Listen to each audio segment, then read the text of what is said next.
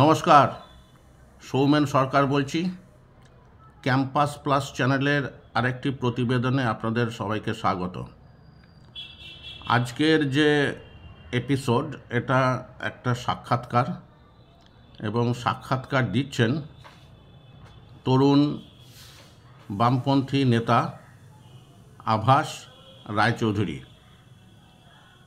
উনি বর্তমানে বর্ধমান বেস্ট, কিন্তু কর্মক্ষেত্র কিন্তু গোটা পশ্চিমবঙ্গ তো বটেই, আমিও অত জানি না, হয়তো গোটা ভারত। ফলে যে যে প্রশ্নগুলো সাধারণ মানুষের মধ্যে আসে এই দল সম্পর্কে, আভাসবাবু তার রাজনৈতিক যে পদমর্যাদা অনুযায়ী প্রত্যেকটা প্রশ্নের উত্তর দেওয়ার ক্ষেত্রে তিনি সমর্থ, এবং এই রকম একটা জায়গা থেকেই আজকের এই সাক্ষাৎকার শুরু করছি। এবং এই সাক্ষাৎকারের প্রশ্নগুলো কিন্তু বিভিন্ন বিষয় ছুঁয়ে যাবে। হয়তো যে সব ইস্যুর উপরে ঠিক মতো করে ডিপে যাওয়া সম্ভব হবে না, তাহলেও যতটা সম্ভব চেষ্টা করছি। নমস্কার আভাসবাবু। আচ্ছা, আমি যদি গত 3টে নির্বাচন ধরি, 19, 21, 24, একটা সংগঠিত সিস্টেমেটিক দল হিসাবে সিপিআইএম বা লেফট ফ্রন্ট তো নির্বাচনী তো পর্যালোচনা তো করেইছে। এই পর্যালোচনা থেকে আপনাদের নির্যাসটা কি বেরিয়ে এসছে, একটু শেয়ার করবেন? এটা আর শেয়ার করার কোনো প্রয়োজন আছে বলে আমার ধারণা নেই। আপনার কথার আগে আমার দুটো ছোট্ট আপত্তি একটু জানিয়ে রাখি। প্রথম কথা, আমি বাবু নই। আর দ্বিতীয় কথা হলো যে আমি সিপিআইএমের একজন কর্মী। এবার আপনি জিজ্ঞেস করলেন এই সময়ের মধ্যে আমাদের পার্টি বা বামপন্থীরা যে নির্বাচনী আমাদের ফলাফল হয়েছে তার আমাদের পর্যালোচনা। প্রথম কথা হলো, তো এটা তো স্পষ্ট যে এই সময়ের মধ্যে গত কয়েকটা যে নির্বাচনগুলির কথা বললেন, নির্বাচকদের একটা বড় অংশ আমাদেরকে সমর্থন করেননি। এমনকি অতীতেও সমর্থন করতেন এরকম মানুষ আমাদের সমর্থন করেননি। এটাই হলো প্রথম এবং প্রধান কথা। এবার কেন সমর্থন করেননি, এর তো অনেক রকম তার কারণ আছে। সে বিষয় থেকে বিষয়ান্তরে তো যাব। একটা কথা হলো, যেমন এই সময়ের মধ্যে 11 সালে যেদিন আমরা পশ্চিমবঙ্গে আমাদের সরকার চলে গেল, মানুষ আমাদেরকে নির্বাচনে সমর্থন করলেন না। তারপর থেকে পশ্চিমবঙ্গের খুব কম নির্বাচন আছে যে নির্বাচনে মানুষ ফ্রি অ্যান্ড ফেয়ার ভোট দিতে পেরেছে। আমি জানি আমার এই কথাটা অনেকের পছন্দ হবে না, অনেকের এক্সপিরিয়েন্সের মধ্যেও নেই, কিন্তু এটা ফ্যাক্ট। এমনকি সর্বশেষ যে লোকসভা নির্বাচন এবং সর্বশেষ যে মহারাষ্ট্রের বিধানসভা নির্বাচন অনুষ্ঠিত হয়েছে, তাতে এই প্রশ্নগুলো উঠছে যে এই ইলেকশনের যে সিস্টেম, ইলেকটোরাল সিস্টেমটার অভ্যন্তরে কোথাও একটা কারাপশনের প্রশ্ন উঠছে। আমি এই নিয়ে ডিটেল কথা বলতে যাচ্ছি না। এবং এই নির্বাচনী ব্যবস্থার মধ্যে ত্রুটি, তার জন্যই আমরা বামপন্থীরা হেরেছি, এটাও আমরা বামপন্থীরা কখনো মনে করি না। প্রথম কথা, মানুষ আমাদের সমর্থন করেনি। দ্বিতীয় কথা হলো যে মানুষের চিন্তাভাবনার কাছে যাতে বামপন্থীরা এখানে উপস্থিত হতে না পারে, আপনি খেয়াল করে দেখতে পাবেন 2018 সাল পরবর্তীকালে পশ্চিমবাংলার রাজনীতিতে যা অতীতে কোনোদিন ছিল না।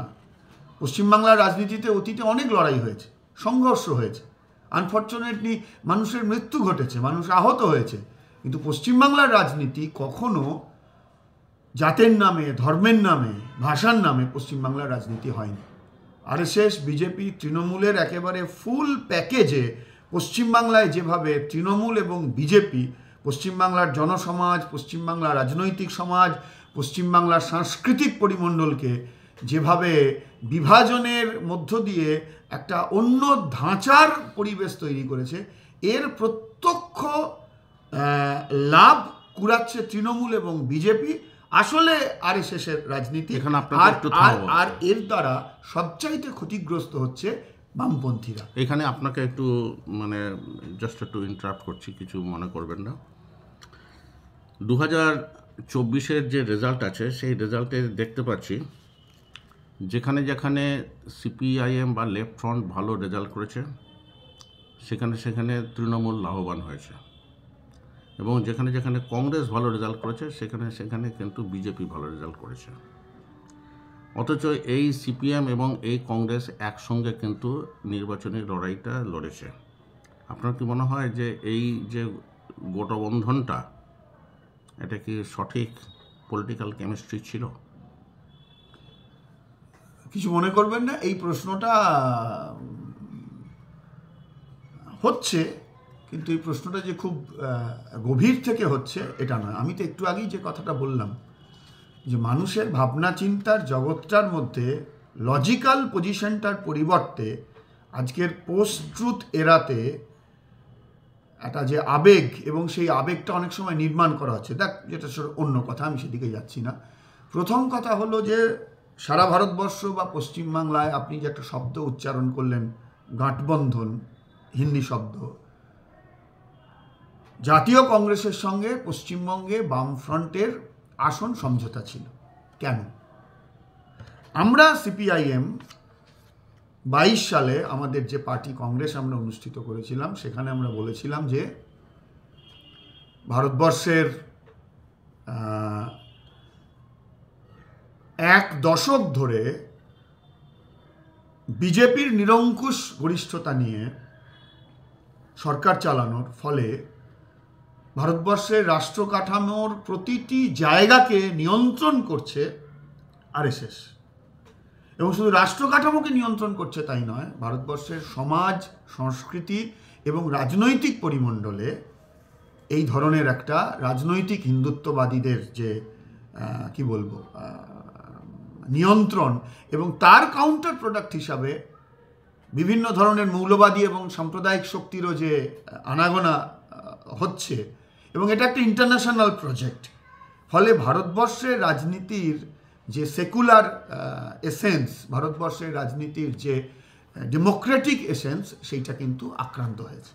সেই জন্য আমরা 3 বছর আগে আমরা সিপিআইএম প্রথম ভারতবর্ষে আমরা এই কথা বলেছিলাম যে এখন আমাদের প্রয়োজন, আমরা তো বিপ্লবের কথা বলি, জনগণতান্ত্রিক বিপ্লবের কথা বলি, আমরা তো ভারতবর্ষের এই যে রাষ্ট্র কাঠামোয় আমরা আছি, এই রাষ্ট্র কাঠামোয় সমস্ত খেটে খাওয়া মানুষের চূড়ান্ত মুক্তি সম্ভব নয় বলেই মনে করি। কিন্তু এই 75 বছর 76 বছরের স্বাধীনতার পর মাথায় এসে আমরা যে জায়গায় এসেছি, আমরা আমাদের দেশের এই বুর্জুয়া সামন্ততান্ত্রিক সিস্টেমের মধ্যেও, পার্লামেন্টারিয়ান ডেমোক্রেসির মধ্যেও, যে ফেডারেল স্ট্রাকচারের মধ্যেও যে ডেমোক্রেসি এবং সেকুলারিজমের স্পেস আছে, এইটা আজকে আরএসএস এবং রাজনৈতিক হিন্দুত্ববাদীদের দ্বারা আক্রান্ত হতে চলেছে। ফলে বুর্জুয়া গণতন্ত্রের পতাকা যখন মাটিতে ভুলুণ্ঠিত হয়, তখন শ্রমিক শ্রেণীর দায়িত্ব, কমিউনিস্টদের দায়িত্ব সেটাকে ঊর্ধ্বে তুলে ধরা। আমরা 3 বছর আগে কান্নুরে বললাম যে আরএসএস বিজেপিকে বিচ্ছিন্ন করতে হবে এবং পরাস্ত করতে হবে। আর পশ্চিমবাংলার ক্ষেত্রে যেহেতু তৃণমূল কংগ্রেসের 13 বছরের শাসন এটা প্রমাণ করে দিয়েছে যে তৃণমূল কংগ্রেস তার প্রতিপক্ষ হিসাবে বিজেপিকে তৈরি করতে চায়, বিজেপি তার প্রতিপক্ষ হিসাবে তৃণমূলকে তৈরি করতে চায়। এক্ষুনি যে কথা, আমি কথাটা কমপ্লিট করি, এবং এই সবটাই হলো আরএসএস এর প্রজেক্ট। এইখানে আমি একটু আগে যে কথাটা বললাম যে বিভাজনের একটা পরিমণ্ডল তৈরি হয়েছে, ফলে সারা ভারতবর্ষে আরএসএস বিজেপিকে বিচ্ছিন্ন এবং পরাস্ত করার সংগ্রামের পশ্চিমবাংলার যে এপিসোড, পশ্চিমবাংলার যে চ্যাপ্টার, সেখানে আরএসএস বিজেপি তৃণমূলকে পরাস্ত করতে হবে একসঙ্গে। আমরা ডাক দিয়েছিলাম যে যারা সারা দেশে প্রকৃতপক্ষে আরএসএস বিজেপিকে হারাতে চায়, বিচ্ছিন্ন করতে চায়, আর পশ্চিমবাংলায় বিজেপি এবং তৃণমূলকে হারাতে চায়, বিচ্ছিন্ন করতে হয়, সেই সমস্ত শক্তিকে আমরা এক জায়গায় জড়ো করতে চাই। এবং এই রাজনৈতিক অবস্থান থেকেই ইন্ডিয়া ফরমেশন ভারতবর্ষে তৈরি হয়েছে। ইন্ডিয়া ফরমেশন যখন তৈরি হয়েছিল বিজেপির পক্ষ থেকে, পশ্চিমবাংলার তৃণমূলের পক্ষ থেকে তাকে নস্যাৎ করা, তাকে তাকে তাকে টিজ করা, কিন্তু যত সময় গেছে এবং লাস্ট লোকসভা নির্বাচনের রেজাল্ট এটা দেখিয়ে দিয়েছে যে বামপন্থীদের, সিপিআইএমের যে বিজেপি বিরোধী সর্বশক্তিকে এক জায়গায় জড়ো করা, এটা যে কতটা সঠিক ছিল, ইন্ডিয়া ফরমেশনটা যে কতটা মানে নিড অফ দ্য আওয়ার ছিল, এটা কিন্তু লাস্ট লোকসভা নির্বাচনের রেজাল্টও দেখা গেছে। ফলে আপনি যে প্রশ্নটা আমায় করেছিলেন যে পশ্চিমবাংলাতে বাম ফ্রন্টের সঙ্গে কংগ্রেসের এই যে আপনার ভাষায় গাঠবন্ধন আর আমার ভাষায় অ্যাডজাস্টমেন্ট, এটা কি সঠিক ছিল? আমরা মনে করি এটা সঠিক ছিল। ওকে, নেক্সট কোশ্চেন। কেরালাতে সিপিএম হারে এবং আবার সিপিএম জিতেও আসে, পশ্চিমবঙ্গে সেই ব্যাপারটা হচ্ছে না কেন? কেরালার সঙ্গে পশ্চিমবঙ্গের রাজনীতিতে কি পার্থক্য? আপনার বাড়ির পরিবেশ আর আপনার প্রতিবেশীর পরিবেশ সবসময় তো এক হয় না। কেরালা, পশ্চিমবাংলা ট্র্যাডিশনালি এই দুটোর সমাজ, রাজনীতি, অর্থনীতি, সংস্কৃতির মধ্যে যেমন অসংখ্য মিল আছে, তেমনি অসংখ্য অমিল আছে।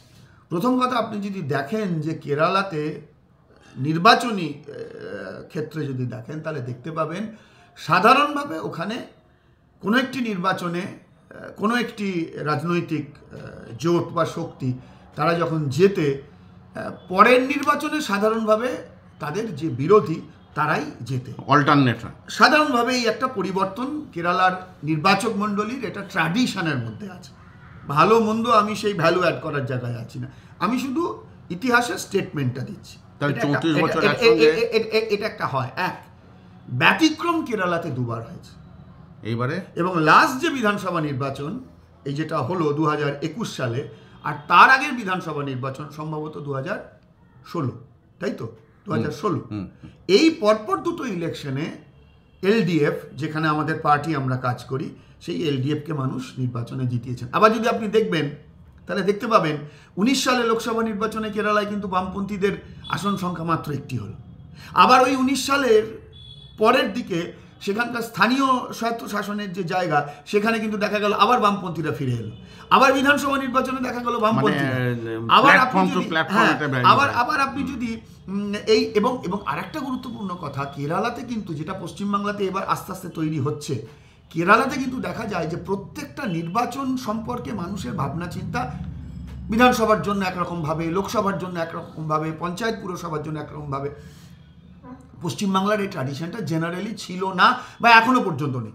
আমি যে কথাটা বলি, যে আপনি প্রশ্নটা তুললেন কেরালাতে, বলে কেরালার এই যে পরিবর্তন, এই যে অল্টারনেট হওয়া, একটা যায় আরেকটা আসে, এইটা কেরালার ট্র্যাডিশন।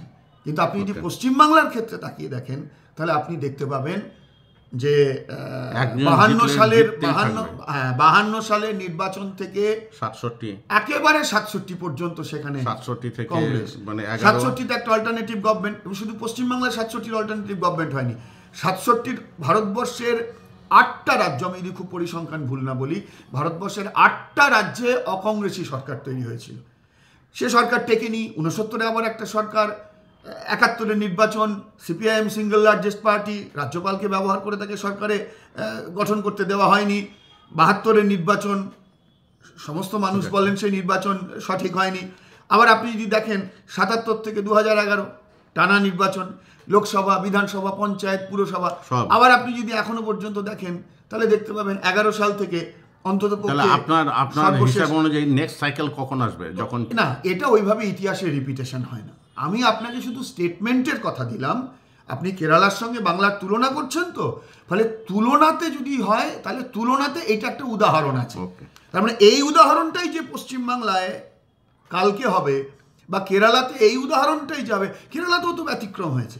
এবার আপনি যদি সেইটা বলবেন যে তাহলে দেখুন, একটা খুব গুরুত্বপূর্ণ কথা, কেরালা হোক, পশ্চিমবাংলা হোক, গুজরাট হোক, মহারাষ্ট্র হোক, সমস্ত ক্ষেত্রে যে কোনো নির্বাচনে কে জিতবে কে জিতবে না, সেটা সেই রাজনৈতিক দল বা জোট অপেক্ষা অনেক বেশি নির্ভর করে যে নির্বাচক মণ্ডলী ভোট দেবেন তাদের চিন্তা ভাবনা, ইস্যু, দৃষ্টিভঙ্গি তার উপর।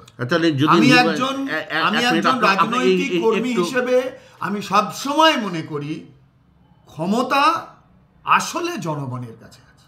একটু আপনার সঙ্গে একটু এই জায়গাতে আর একটু আলোচনা দরকার। ধরুন এখন মানুষ মোটামুটি যেগুলোতে অভ্যস্ত হয়ে গেছেন তার মধ্যে বিভিন্ন সোশ্যাল ইন্স্যুরেন্স স্কিম আছে, যেমন লক্ষ্মী ভাণ্ডার বা অমুক তমুক, এই যে যে জিনিসগুলো আছে। এইবারে এই বাম দলগুলোর ঘোষিত নীতি কি যে তারা যখন জিতে আসবেন তখন কি এই সোশ্যাল ইন্স্যুরেন্স বা বেনিফিট স্কিমগুলো কি চালু থাকবে কি থাকবে না? এই কমিউনিকেশনটি কি জনগণের সঙ্গে হচ্ছে কি হচ্ছে না? হ্যাঁ, গত নির্বাচনে দেখেছি তৃণমূল কংগ্রেস এই প্রচারটাই করেছে যে আমাদের যদি তোমরা ভোট না দাও তাহলে এই যে সমস্ত সামাজিক প্রকল্পগুলো আছে এগুলো সব বন্ধ হয়ে যাবে। প্রথম কথা, গত নির্বাচনে বা তার আগের নির্বাচনে সিপিআইএম বা বামপন্থীরা কখনো এই কথা বলেনি যে বিভিন্ন যে সামাজিক সুরক্ষার যে স্কিমগুলো আছে এই সামাজিক সুরক্ষার স্কিমগুলো বন্ধ হয়ে যাবে। আমরা স্পষ্ট করে বলতে চাই যে সামাজিক সুরক্ষার যে স্কিমগুলো আছে সেই সমস্ত সামাজিক সুরক্ষার স্কিমগুলি থাকবে। থাকবে না কোনটা? থাকবে না হলো এই সামাজিক সুরক্ষা স্কিমগুলোকে নিয়ে যে দুর্নীতি চলছে, যে পাহাড় প্রমাণ দুর্নীতি চলছে। আবাস যোজনার দুর্নীতি আছে, 100 দিনের কাজের প্রকল্পের দুর্নীতি আছে, যদিও 100 দিনের কাজের প্রকল্পটা এই ধরনের সামাজিক সুরক্ষা স্কিম নয়, সেটা এমপ্লয়মেন্ট রিলেটেড, সেটা অন্য। আমি দুর্নীতির প্রসঙ্গ বলে এই কথাটা বললাম।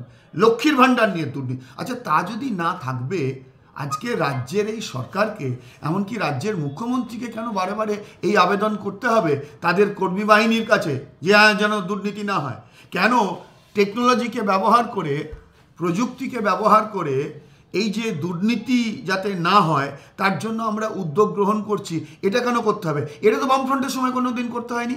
এবার এই যে সামাজিক সুরক্ষার প্রকল্প বলুন, আপনি উনি নাম দিয়েছেন বিভিন্ন প্রকল্পের বিভিন্ন নাম, আমি নামগুলো পপুলার করছি না, কিন্তু এই যে ধরুন সাইকেল দেওয়া, বুদ্ধদেব ভট্টাচার্যের সরকারের সময় তো সাইকেল দেওয়ার প্রকল্প ছিল। আপনি এরকম অসংখ্য, এই যে অসংগঠিত ক্ষেত্রের শ্রমিকেরা, অসংগঠিত ক্ষেত্রের শ্রমিকদের তারা নিজেরা অল্প কিছু টাকা দেবে, সরকার কিছুটা টাকা দেবে, আস্তে আস্তে সেগুলো সবটাই সরকার দেবে। আমি কথাটা কমপ্লিট করি, তা নইলে আলোচনার কোনো মানে থাকে না। তাহলে এই যে সামাজিক সুরক্ষার প্রকল্পগুলো, আপনার স্পেসিফিক প্রশ্ন ছিল যে এই প্রকল্পগুলো সম্পর্কে আমাদের দৃষ্টিভঙ্গি। আমি এক্ষুনি আপনাকে বললাম যে বামপন্থীদের যদি মানুষ সরকার চালানোর দায়িত্ব দেয়, একটি প্রকল্প বন্ধ হবে না, বরং এই প্রকল্পগুলো আরো উন্নত করা হবে। যে মানুষেরা এই প্রকল্পের বাইরে আছে সেই সমস্ত বঞ্চিত মানুষদেরকে প্রকল্পভুক্ত করা হবে। 2 নম্বর কথা হলো, যেটা হবে না, যেটা বন্ধ করা হবে, এই প্রকল্পকে কেন্দ্র করে যে সীমাহীন দুর্নীতি চলছে, করে খাওয়ার জায়গা হয়েছে, সেটা বন্ধ করা হবে। আর 3 নম্বর কথা, এই সামাজিক সুরক্ষার প্রকল্প আজকের এই রাজ্য সরকার নতুন করছেন না। আমি আপনাকে দায়িত্ব নিয়ে বলতে পারি, পশ্চিমবাংলার এই সরকার সরকারি প্রকল্পই হোক বা যা কিছু হোক, মৌলিক কোনো নতুন কাজ করেনি। কিছু পরিবর্তন করেছে, কিছু বাড়িয়েছে, কিছু কমিয়েছে, এই কাজ করেছে। ফলে এই সামাজিক প্রকল্প কিন্তু বামফ্রন্ট সরকারের সময় ছিল। আপনি তো প্রবীণ মানুষ, আমি আপনাকে একটা কথা বলি, 77 সালে পশ্চিমবঙ্গের বামফ্রন্ট সরকার আসার পর পশ্চিমবাংলা ছিল গরিবী রেখার নিচে থাকা রাজ্যগুলোর মধ্যে অন্যতম। 20% মানুষ সেই সময়কার বিচারে মাত্র গরিবী রেখার উপরে ছিল। আর 11 সালে যেদিন বামফ্রন্টের সরকারটা চলে গেল, সেই দিন পশ্চিমবাংলার 62 থেকে 65% মানুষ তারা গরিবী রেখার উপরে ছিল। আপনি খেয়াল করে দেখুন, 78 সালে বন্যার পর যে নতুন করে তৈরি হলো, পঞ্চায়েত তৈরি হলো, সেই সময় সবচাইতে পপুলার প্রোগ্রাম কি ছিল? সেই সময় সবচাইতে পপুলার প্রোগ্রাম ছিল কাজের বিনিময়ে খাদ্য প্রকল্প, ফুড ফর ওয়ার্ক। তারপর কিন্তু পশ্চিমবাংলায় ফুড ফর ওয়ার্ক কর্মসূচিকে আর চালাতে হয়নি, কারণ ভূমি সংস্কার হয়েছে, গরিব মানুষের কাছে জমি গেছে, কলকারখানা তৈরি হয়েছে, সরকারি দপ্তরগুলোতে নিয়োগের প্রক্রিয়া চালু হয়েছে। এখানে আমার যেটা নির্দিষ্ট কথা, আমি আবার কথাটা রিপিট করছি, যে বামপন্থীদের মানুষ যদি দায়িত্ব দেয় সরকার চালানোর, সমস্ত সামাজিক প্রকল্প থাকবে, উন্নত হবে, আজ যারা বঞ্চিত তাদেরকে যুক্ত করা হবে, দুর্নীতি বন্ধ করা হবে। কিন্তু একজন সমাজবিজ্ঞানের ছাত্র হিসাবে বা একজন সাধারণ মানুষ হিসাবে আমি এটা মনে করি দৃঢ়তার সঙ্গে যে একটা দেশ বা একটা রাজ্য বা একটা সমাজের অর্থনীতির উন্নয়ন, অর্থাৎ কৃষিক্ষেত্রের থেকে আয়ের ব্যবস্থা কৃষিজীবী মানুষের, শিল্প স্থাপন, কর্মসংস্থানের ব্যবস্থা, এই যে বুনিয়াদি জায়গাগুলো যদি অবহেলা করে বা বুনিয়াদি জায়গাগুলোকে ধ্বংস করে শুধুমাত্র সামাজিক প্রকল্পের মধ্য দিয়ে মানুষের সংসার চালানোর উদ্যোগ নেওয়া হয়, তাহলে সেই মানুষদেরকে সরকারের প্রতি নির্ভরশীল করে তোলা হয়। তৃণমূল বিজেপি এই কাজটাই চাইছে। এটা একটা স্টপ গেট অ্যারেঞ্জমেন্ট হতে পারে। যেমন কোভিডের সময় আমরা বলেছিলাম কাজ নেই, সব কিছু বন্ধ, দিল্লি সরকার, রাজ্য সরকার বলেছিলাম যে সপ্তাহে 2 কিলো করে চাল বা গম দাও, বলেছিলাম 7,500 করে টাকা দাও দিল্লির সরকারকে, বলেছিলাম রাজ্যের সরকারকে 1,000 করে টাকা দাও, এই সরকারগুলো মানেনি। একটা স্টপ গ্যাপ অ্যারেঞ্জমেন্ট হতে পারে, বা কিছুদিন যাদের নেই তাদেরকে একটা জায়গায় তুলে আনার জন্য অ্যারেঞ্জমেন্ট হতে পারে। কিন্তু একটা সোসাইটির এটা কোনো পার্মানেন্ট অ্যারেঞ্জমেন্ট হতে পারে না। ইকোনমিকে যদি আমি উন্নত না করি, শিল্প স্থাপন না করি, কৃষি উন্নতি না করি, কাজের ব্যবস্থা না করি, এইটা না হলে এক সময় পর মুখ থুবড়ে পড়বে। আচ্ছা, শুধু পশ্চিমবঙ্গ নয়, গোটা ভারত, পশ্চিমবঙ্গ তার মধ্যে তো অন্যতম, এবং মানে সম্মুখে কিনা জানি না, যাই হোক, দুর্নীতি দেখা যাচ্ছে এখন ইলেকশন রেজাল্টকে আর সেইভাবে কিন্তু প্রভাবিত হচ্ছে না। যতই বড় বড় স্ক্যাম হোক না কেন, স্ক্যাম অর নো স্ক্যাম, একটা অন্য ইকুয়েশনে কিন্তু দলগুলো জিতে যাচ্ছে। আপনার কি মনে হয় যে রাজনীতি থেকে দুর্নীতির যে প্রভাবটা এখন আস্তে আস্তে জিরো হয়ে যাচ্ছে? না, আমি আপনার প্রশ্নের এই জিরো শব্দটা বলবার আগে পর্যন্ত আপনার এসেন্সের সঙ্গে আমি খানিকটা সহমত। এটা ঘটনা যে দুর্নীতির প্রাতিষ্ঠানিকরণ একটা সময় কথাটা ছিল, যখন ভারতবর্ষের রাজনীতিতে দুর্নীতির প্রসঙ্গ, হাওলা এসছে, বোফোর্স এসছে, আরও অনেক কিছু এসছে, অতীতে এসছে। তো সেই সময়কার মানুষের সোসাইটাল এথিক্স যা ছিল, আজকে তার একটা বড় পরিবর্তন ঘটেছে, এবং নয়া উদারবাদী অর্থনীতির এটা হলো একটা বৈশিষ্ট্য। আজকে শুধুমাত্র দুর্নীতিটা প্রাতিষ্ঠানিকরণ নয়, সে তো হয়েছে। যখন দিল্লি সরকার, রাজ্যের সরকার আদানির লুটের পক্ষে দাঁড়ায়, মোদিও দাঁড়াচ্ছেন সরকার চালাতে গিয়ে আদানির লুটের পক্ষে, আমাদের রাজ্যের মুখ্যমন্ত্রীও দাঁড়াচ্ছেন আদানির লুটের পক্ষে। এবং আপনার খেয়াল আছে যে পার্লামেন্টে যখন আদানির বিরুদ্ধে তৃণমূল কংগ্রেসের একজন পার্লামেন্ট মেম্বার, কৃষ্ণনগরের সাংসদ ছিলেন, তিনি যখন আদানির বিরুদ্ধে বলছেন, তখন পার্লামেন্টের ভিতরে বা পার্লামেন্টের বাইরে তৃণমূলের সংসদীয় পার্টি বা তৃণমূল পার্টি, রাজ্যের মুখ্যমন্ত্রী তৃণমূল কংগ্রেসের সেই এমপির পক্ষে দাঁড়াননি। মানে আমি কথাটা বলতে চাইছি, এবং আপনি যদি দেখেন নয়া উদারবাদী অর্থনীতিতে সারা দুনিয়াতে, বিশেষ করে ক্যাপিটালিস্ট সোসাইটিগুলোতে, কারাপ্ট পলিটিশিয়ান, কর্পোরেট এবং ব্যুরোক্রেসি, এই হলো এই ত্রিভুজের 3টে কোণ, যারা দুর্নীতির যে অক্ষ, সেই দুর্নীতির অক্ষ তৈরি করছে। আমরা আজ নয়, আমরা অন্ততপক্ষে 10 বছর আগে আমাদের পার্টি সর্বভারতীয় ক্ষেত্রে আমরা এই কথা বলেছি। আজকে এটা স্পষ্ট হচ্ছে। তাহলে যখন সমাজের উপরতলা থেকে দুর্নীতির এই ধরনের প্রাতিষ্ঠানিকরণ যখন একটা পাওয়ারফুল পজিশনে চলে যায়, তখন সেই দুর্নীতির, তার সঙ্গে যদি এথিক্সের বদল ঘটে যায়, নয়া উদারবাদী অর্থনীতিতে এথিক্স বদলে দিয়েছে। এর যেমন ভালো দিক কিছু আছে, তেমনি এর অনেক মন্দ দিক আছে। ফলে এইটা যখন এথিক্স বদলে যায়, ভাবুন ওপরতলায় দুর্নীতিটা প্রাতিষ্ঠানিকরণ হয়ে যাচ্ছে, সেটা একটা পাওয়ারফুল। এবং আজকে নির্বাচনী সংগ্রামের, মানে নির্বাচনী, আমি সংগ্রাম এখানে কথাটা ব্যবহার করব না, নির্বাচনী প্রক্রিয়ার মধ্য দিয়ে এই সমস্ত বুর্জুয়া পার্টিগুলো, তারা তো এই ধরনের যাদের সরকার চালাতে গিয়ে লুট করতে যাদের সাহায্য করছে, তাদের কাছ থেকেই তো টাকা নিচ্ছে। ইলেকটোরাল বন্ডে সবচাইতে বেশি টাকা নিয়েছে বিজেপি, আর ইলেকটোরাল বন্ডে তারপরেই যে বেশি টাকা নিয়েছে সে হলো রাজ্যের তৃণমূল কংগ্রেস।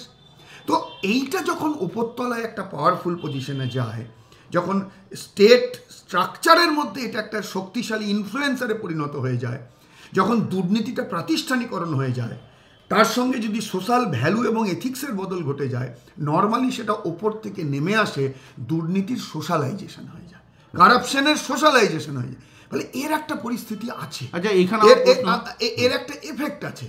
আমি আপনাকে এক্ষুনি বললাম যে আপনি যদি শূন্য কথাটা না বলতেন, ওকে, তাহলে আপনার কথার সঙ্গে আমি খানিকটা একমত, কিন্তু আমি আপনাকে বলবো, মাইক্রো আমি আপনাকে বলবো এটার একটা গুরুত্বপূর্ণ প্রভাব আছে আছে প্রভাব আছে এবং আজকের নির্বাচনে মানুষের মতামত প্রভাবিত করবার ক্ষেত্রে এই সমস্ত শাসক শ্রেণীর পার্টিগুলোর অর্থ ব্যবহারের একটা গুরুত্বপূর্ণ আছে, একটা প্রভাব আছে। তাহলে অর্থ তো পায় তারা এই সমস্ত দুর্নীতিগ্রস্ত জায়গাগুলো থেকে। কিন্তু আমি আপনাকে বলবো যে আপনি যদি এই কথা দিয়ে সবাইকে এক জায়গায় দাঁড় করান, তাহলে আপনি নিজেকে ছোট করবেন, আপনি আমাকে ছোট করবেন, এমনকি আপনি খেটে খাওয়া মানুষদেরকে ছোট করবেন। আমি একটা উদাহরণ দিচ্ছি এই ইলেকটোরালের প্রশ্ন থেকে, রেজাল্টের প্রশ্ন থেকে তো বলছেন। আপনি খেয়াল করে দেখুন 2023 সালের পঞ্চায়েত নির্বাচন পশ্চিমবাংলায়, পঞ্চায়েত এবং পৌরসভা নির্বাচনকে তো তৃণমূল কংগ্রেসের সরকার কোথায় দাঁড় করিয়েছে আপনি জানেন। এমনকি সর্বশেষ পৌরসভা নির্বাচনে আপনার ওয়ার্ড, আমি জানি না আপনি ভোট দিতে পেরেছিলেন কিনা, আপনার ওয়ার্ডে কি পরিস্থিতি তৈরি হয়েছিল আপনি জানেন। তাহলে পঞ্চায়েত এবং পুরসভা নির্বাচন, এই নির্বাচনে যে লুট হবে, বাইরে থেকে দুষ্কৃতীরা আসবে, হোটেল ভাড়া করে থাকবে, শাসক দলের মদতে তারা ভোট লুট করবে, মানুষকে ভোটে দাঁড়াতে দেবে না, প্রার্থীদের মেরে বার করে দেবে, এটা দস্তুর হয়ে গেছে।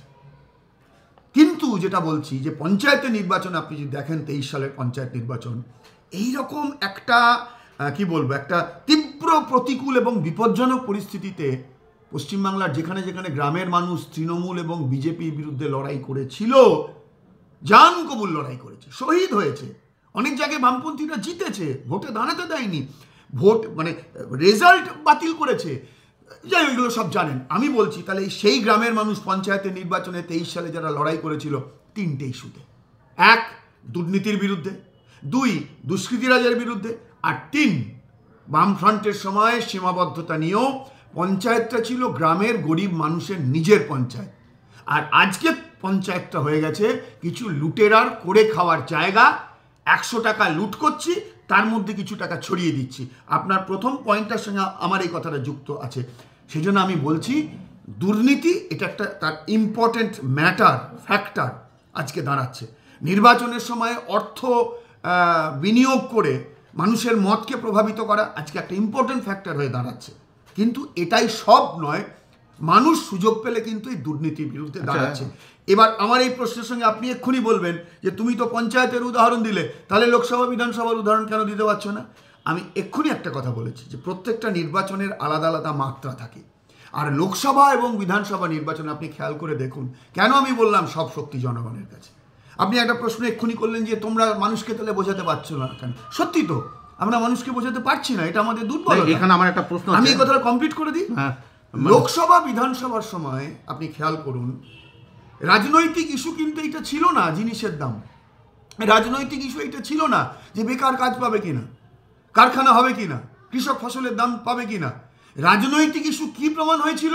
যে বিজেপি জিতলে পরে ভারতবর্ষে হিন্দু রাষ্ট্র তৈরি করবে, 22শে জানুয়ারি এই হয়েছে, একেবারে জাতের নামে ধর্মের নামে বিভাজন তৈরি করে দেওয়া। ফলে যখন জাতের নামে সাম্প্রদায়িকতার ভিত্তিতে মানুষ তার প্রতিবেশীকে দেখতে শুরু করে না, তখন সেই মানুষ ভুলে যায় তার ঘরে একটা বেকার ছেলে, একটা বেকার মেয়ে বসে আছে। গত মাসে বাজারে গিয়ে সে যদি 35 টাকা কিলো চাল কিনে এনেছে, এবার সেই চালটা 48 টাকা হয়ে গেছে। এগুলো মানুষ ভুলে যায়। তাহলে আমাদের দুর্বলতা, এই ইস্যুগুলো আমরা মানুষকে বোঝাতে পারি। এইখানে আমার একটা প্রশ্ন, তৃণমূল এবং বিজেপি RSS এর সফলতা যে মানুষের রুটি রুজির কথাগুলো ভুলিয়ে দিয়ে জাতের নামে ধর্মের নামে বিভাজনে মানুষকে ভাসিয়ে দিয়ে, দেখুন এটাই তো আমাদের সামনে চ্যালেঞ্জ, ভবিষ্যতে। আপনি যে একদম গ্রাসরুট লেভেলের যে পলিটিক্যাল ওয়ার্কার, আপনি তাদের কথা ধরুন, বড় বড় নেতাদের কথা ছেড়ে দিচ্ছি, তাদের নয় আরও অনেক বড় ব্যাপার আছে। আজকে যে চাকরি নেই সেও রাজনীতিতে আছে, এবং সাধারণ জনগণ তার কাছ থেকে কিছু সার্ভিস চায় যে হ্যাঁ ঠিক আছে রাজনৈতিক দলগুলো তাদেরকে এই সার্ভিস দেবে। কিন্তু আজকে বলছি যে হ্যাঁ সে তো বিড়ি খেত, এখন সে এই দামি দামি সিগারেট খায়, কি সাইকেলে চড়তো, এখন বড় বড় গাড়ি চড়ে। ব্যাপারটা হচ্ছে তার জীবনের তো চাহিদা আছে, এবং অন্যের সেবা করতে গিয়ে নিজের জীবনটাকে তো ভুলে যাওয়া যায় না। কাজে রাজনীতি থেকে দুর্নীতিকে আপনি কি করে সম্পৃক্ত করবেন? যে একদিকে দুর্নীতি, কারণ আমি তো ঘরে খেয়ে বনে মোষ কতদিন তাড়াবো? হ্যাঁ, আমাকেও আমার বিশ্ববিদ্যালয়ের এক বন্ধু বলেছিল যে ঘরের খেয়ে কেন বনের মোষ তাড়াচ্ছিস। তো যাই হোক, সেটা পরের কথা। মোষ তাড়ানো সহজ নয়, মোষের সিংহে মৃত্যু বাঁধা আছে। আপনি এই যে প্রথম একটা কথা বললেন না, যে রাজনৈতিক দলগুলো সেবা দেয়, এইটাই তো নয়া উদারবাদী অর্থনীতিতে পলিটিক্সকে ডিজেনারেট করে দিয়েছে। রাজনীতি সেবার জায়গা না, একদমই না। আমি জানি না আমার এই কথা শুনে আপনার ভিউয়াররা আমার সম্পর্কে কি ধারণা করবে। হ্যাঁ, সরকারে যারা আসে জনগণকে, তাদেরকে আপনার ভাষায় যদি সেবা বলেন, ঠিক আছে, সেবা দিতে হবে, নিশ্চয়ই দিতে হবে। মানুষ তো ভোটে ওই জন্যই তাদেরকে সরকারে কাউকে না কাউকে সরকারে পাঠায় বা কাউকে না কাউকে সরিয়ে দেয়। কিন্তু রাজনীতিটা যদি, এবং গভর্নমেন্টের একটা কাজ, ওই যে একটু আগে আমরা আলোচনা করলাম না, আমি কি বললাম, আপনি সামাজিক প্রকল্প নিয়ে কি বললাম, এগুলো প্রয়োজন। আমরা এলে প্রকল্পগুলো আরও উন্নত হবে, দুর্নীতি দূর হবে। কিন্তু তার সঙ্গে সঙ্গে আমি আর একটা কথা বলছি, বেনিফিশিয়ারি তো ঠিক করে দেবেন আপনারাই। আমরা মানে আমরা যে পলিটিক্যাল ওয়ার্কার, আপনার মানে ব্যক্তিগতভাবে আপনার না, আমি বুঝেছি মানে রাজনৈতিক যে শাসক, আমি যে কথাটা বলতে যাচ্ছি তার সঙ্গে আপনার এই প্রশ্নটার কোনো মানে সম্পর্কই থাকবে না, প্রয়োজনই পড়বে না। আমি ওই লেভেলে বলছি না কথাটা। তো আমি এখনই বললাম এগুলো সব থাকবে, কিন্তু দুর্নীতি মুক্ত হবে, এইসব কিছু হবে। তার সঙ্গে আমি আরেকটা কথা বলেছি, এটা পার্মানেন্ট সলিউশন নয়। তাহলে পার্মানেন্ট সলিউশন হলো কৃষি উন্নত করা, সলিউশন হলো কারখানা তৈরি করা, সলিউশন হলো এমপ্লয়মেন্ট জেনারেট করা। রাজনীতির মূল কথাটা হলো আমি যে সোসাইটিতে দাঁড়িয়ে আছি, এই সোসাইটিটাকে আমি উন্নত জায়গায় নিয়ে যেতে পারবো কিনা। একটা সোসাইটি উন্নত জায়গায় যাবে কি যাবে না সেটা নির্ভর করে সেই সোসাইটির অভ্যন্তরে অর্থনৈতিক ক্রিয়া প্রতিক্রিয়াগুলো কি হচ্ছে। রাজনীতিটা এখান থেকে শুরু হয়। সেই জন্য রাজনীতিটা হলো ক্লাস, শ্রেণী। আপনি শ্রেণীর কথা বলুন না বলুন, আমরা কমিউনিস্টরা শ্রেণীর কথা স্পষ্ট করে বলি, অন্যেরা শ্রেণীর কথা স্পষ্ট করে বলেন। এই যে আপনি ধরুন আপনার মধ্যে কথাটা হাজির করে, আপনি মুখ দিয়েই কথাটা এলো, আপনি শুরুতেই বলেছেন মানুষের কথা। এই যে রাজনীতিটা যেন সেবা, তাহলে সেবা মানে সেখানে তুমি কিছু দেওয়া নেওয়ার প্রশ্ন না। রাজনীতি হলো মানুষের অধিকারকে স্পষ্ট করার জায়গা। বামফ্রন্টের সময় সামাজিক প্রকল্প ছিল, কিন্তু বামপন্থীরা মানুষের হাতটাকে এরম করতে শেখায়নি। বামপন্থীরা সামাজিক প্রকল্পের সঙ্গে সঙ্গে বলেছিল এটা তোমার আলটিমেট ফেট নয়, তোমার আলটিমেট ফেট হলো হাতের শক্ত মুঠি করে তোমার অধিকারকে তোমাকে অর্জন করতে হবে।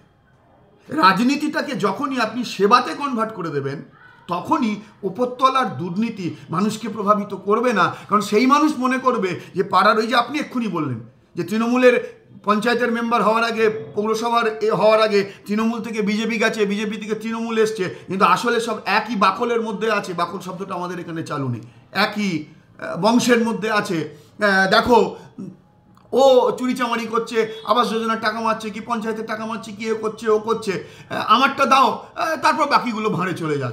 তুমি 10 টাকা চুরি করো, 100 টাকা লুট করো, 1000 টাকা লুট করো, তবু তো আমাকে তো খানিকটা তুমি দিচ্ছ।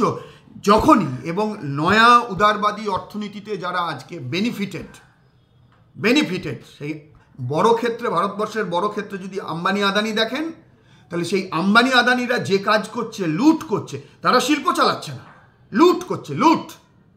দেশের রাষ্ট্রায়ত্ত সম্পত্তি লুট করছে, দেশের প্রাকৃতিক সম্পদ লুট করছে, মানব সম্পদ লুট করছে। আপনি তারই একটা মিনিয়েচার ফর্ম দেখতে পাবেন আপনার পাড়ার কাউন্সিলরের ভূমিকায়, পঞ্চায়েতের ভূমিকায়। তাহলে যখনই এই অবস্থাতে ধরুন যদি অধিকারের প্রশ্ন, মানুষের চেতনা, ধরুন মানুষ তো তার চেতনা দিয়ে চলে, অন্য কোনো কারণ দিয়ে চলে না। মানুষের মস্তিষ্ক এখনো বিজ্ঞানীরা তার সবটা আবিষ্কার করতে পারেনি। তাহলে মানুষ, এবং পৃথিবীতে কোনো মানুষের সঙ্গে তার সব মানুষ এক ধরনের নয়। এবং আরেকটা জিনিস মনে রাখবেন যে মানুষ চিরকাল তার মস্তিষ্ককে কারোর কাছে বন্ধক রাখে না। সেই জন্য আজকে রাজনীতির ক্ষেত্রে যারা এই যে নয়া উদারবাদের ফলে যারা সবচাইতে বেনিফিটেড, তারা রাজনীতির মৌলিক ধারণাটাকেই বদলে দিয়েছে, মৌলিক ধারণা। ফলে এই মৌলিক ধারণাটাকে বদলে দিয়ে যখনই আপনি রাজনীতি মানে হলো আমি আমার নিজের মানুষ হিসাবে, আমার তার ক্ষেত্রটা পরের স্টেজ আমার পরিবার হিসাবে, আমার প্রতিবেশী হিসাবে, আর অর্থনীতির বুনিয়াদ থেকে যদি ভাবেন আমার শ্রেণী হিসাবে, আমার এই অধিকারটা অর্জন করতে হবে, এইটি হলো রাজনীতির মেন পয়েন্ট। এইটাকে সরিয়ে দিয়ে যখনই সেটাকে আপনি সেবাতে কনভার্ট করে দেবেন, তখনই মানুষের মধ্যে রাজনীতির ধারণাটাই বদলে যাবে। ঠিক আছে, এইটা খুব গুরুত্বপূর্ণ জায়গা, এটা বেসিক জায়গা, না এটা বেসিক জায়গা, বেসিক গুড পয়েন্ট। এবারে একটুখানি একটু ভোট পলিটিক্সের কথাতে আসি। এই সারাক্ষণ তো ভোট পলিটিক্স। না ভোট পলিটিক্স আছে, কারণ এর মধ্যে হ্যাঁ ইম্পর্টেন্ট ফ্যাক্টর। মানে যেমন ধরুন 1977 সাল থেকে এখানে একটা লেফট ফ্রন্ট বলে একটা বস্তু চলছে। বস্তু না, লেফট ফ্রন্ট। না বলছি কেন, ঠিক আছে, excuse me for the use of the term. এই লেফট ফ্রন্টের এখন দেখা যাচ্ছে যে যখনই কোনো নির্বাচন আসবে, তাতে যখন সিট শেয়ারিংয়ের ব্যাপারে ডিক্লারেশন আসবে, তখন দেখা যায় যে অমুকে বেঁকে বসেছে, প্রার্থী তালিকা বার করা গেল না, তমুকে বসে আছে প্রার্থী তালিকা। এই যে ফরওয়ার্ড ব্লক, আরএসপি, এদের নিজেদের জোরে তো কখনো মনে হয় না যে 0.5% ভোটও এরা নিজেদের যোগ্যতা। না আমরা কখনো এটা মনে করি না আপনি মনে করেন এটা, আমি কখনো এটা না সিপিএম মনে করেন। আমি একটা প্রশ্নটা রাখছি, যেহেতু উত্তরটা তো শুনবো। ব্যাপারটা হচ্ছে এদের নিজেদের যোগ্যতায় একটা পঞ্চায়েতে জেতারও ক্ষমতা নেই। আপনার এই কথাটা তো আমি শুনতে চাইছি না। না আমাকে প্রশ্নটা একটু বলবেন, কিন্তু আপনি অন্যভাবে বলুন। আচ্ছা ঠিক আছে, আপনি প্রশ্নটাকে পরবর্তীতে রিফ্রেশ করে নেবেন। আচ্ছা ঠিক আছে। সেটা হচ্ছে যে কিছুদিন আগে শুনলাম যে বিমানবাবুও নাকি এই একটা রিথিঙ্ক করার ব্যাপার বলেছেন লেফট ফ্রন্টের ব্যাপারে। এই যে লেফট ফ্রন্ট থাকার বদলে যদি অ্যাসার্টিভ একটা সিঙ্গেল লেফট পার্টি থাকতো, আপনার কি মনে হয় না যে তাতে অনেক ভালো হতো? এই লেফট ফ্রন্ট থাকার কি প্রয়োজন আছে এই মুহূর্তে 2024-এ? আপনি একদমই এটা অনৈতিহাসিক প্রশ্ন হলো। প্রথম কথা হলো, লেফট ফ্রন্ট তো এমনি এমনি গড়ে ওঠেনি, টেবিলের চারপাশ লেফট ফ্রন্ট গড়ে ওঠেনি। এবং লেফট ফ্রন্ট এটাই লাস্ট স্টেশন নয়। আমরা তো চাইছি লেফট ফ্রন্টকে আরও বাড়াতে, এবং অসংখ্য রাজনৈতিক শক্তি যাতে একসঙ্গে মিলে আমরা কাজ করতে পারি। অনেকেই লেফট ফ্রন্টের মধ্যে নতুন করে যুক্ত হবে, অনেকে লেফট ফ্রন্টের মধ্যে যুক্ত হবে না। প্রশ্নটা এটা বুঝতে হবে যে কমিউনিস্টরা আমাদের মূল লড়াইটা কি। আমাদের এক্ষুনি আমি যে এতগুলো কথা বলছিলাম না, যে রাজনীতি সম্পর্কেই দৃষ্টিভঙ্গির বদল করে দেওয়া হচ্ছে। আমরা সিপিআইএম বা কমিউনিস্টরা কখনো কোনো একটা নির্বাচনকে বিচ্ছিন্নভাবে সেই নির্বাচন হিসাবে দেখি না, এবং একমাত্র নির্বাচনী সংগ্রাম খুব গুরুত্বপূর্ণ। এখনও আমাদের ভারতবর্ষের রাজনীতি, সমাজ, অর্থনীতি, সংস্কৃতির ক্ষেত্রে নির্বাচন খুব গুরুত্বপূর্ণ। চোখের সামনে তো দেখা যাচ্ছে যে বামফ্রন্ট সরকার চলে যাবার পর পশ্চিমবাংলার কী অবস্থা।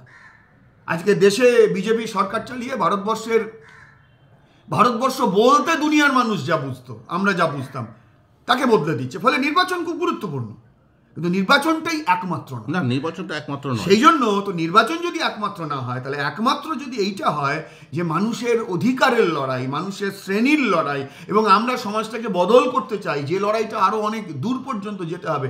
দুনিয়াতে সব জায়গায়, সব দেশে কমিউনিস্টরা রাজনৈতিক সংগ্রামে, মানুষের অধিকার অর্জনের সংগ্রামে, খেটে খাওয়া মানুষের লড়াইয়ে তারা চেষ্টা করে কত বেশি মানুষকে ঐক্যবদ্ধ করা যায়। ফরওয়ার্ড ব্লক কি বামপন্থী দল? কত বেশি মানুষকে ঐক্যবদ্ধ করা। ফরওয়ার্ড ব্লক কি বামপন্থী দল? কেন বামপন্থী? এই প্রশ্ন উঠছে কেন? এই দেখুন, বামপন্থী, আপনি আমার প্রশ্ন থেকে অন্য জায়গায় সরে যাচ্ছেন। এই কারণে বলছি, আমি বলবো, আমি আপনার এই প্রশ্নের উত্তর দেব। এবার এই যে যেহেতু আমরা চাই যে একটা বড় ঐক্য, এবং আমি এখনই তো বললাম যে কান্নুরে আমরা ঠিক করেছি যে গোটা দেশে আরএসএস বিজেপিকে বিচ্ছিন্ন করতে হবে, হারাতে হবে, আর বেঙ্গল চ্যাপ্টারে আরএসএস বিজেপি তৃণমূলকে হারাতে হবে।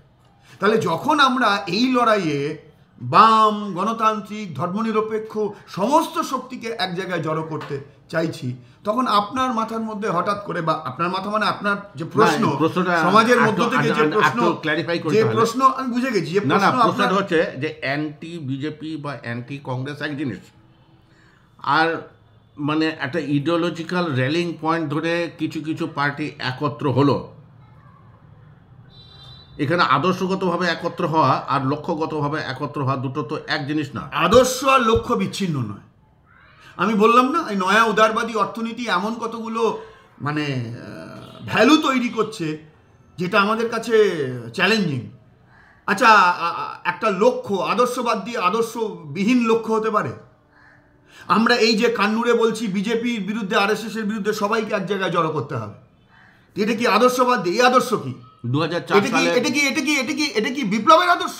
না, তাহলে এই আদর্শ কি? আমি এক্ষুনি তো আপনার কাছে একটা কথা বললাম যে ভারতবর্ষের এই যে রাষ্ট্র কাঠামো, ভারতবর্ষের এই যে সমাজ কাঠামো, আমরা সিপিআইএম এর কর্মীরা কখনো মনে করি না যে এই existing state structure, societal structure, economic স্ট্রাকচারে ভারতবর্ষের শ্রমজীবী মানুষের পূর্ণ মুক্তি ঘটতে পারে।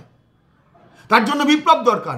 তার সঙ্গে আমি এক্ষুনি একটা কথা বললাম, কিন্তু 75 বছর 76 বছর স্বাধীনতা পেরিয়ে আসার পর আজকে ভারতবর্ষের এই বুর্জুয়া গণতন্ত্রেরও যেটা পজিটিভ দিক ছিল মানুষের জন্য, খেটে খাওয়া মানুষের জন্য, আদানি আম্বানিদের স্বার্থে না, খেটে খাওয়া মানুষের স্বার্থে, আজকে সেটা আক্রান্ত।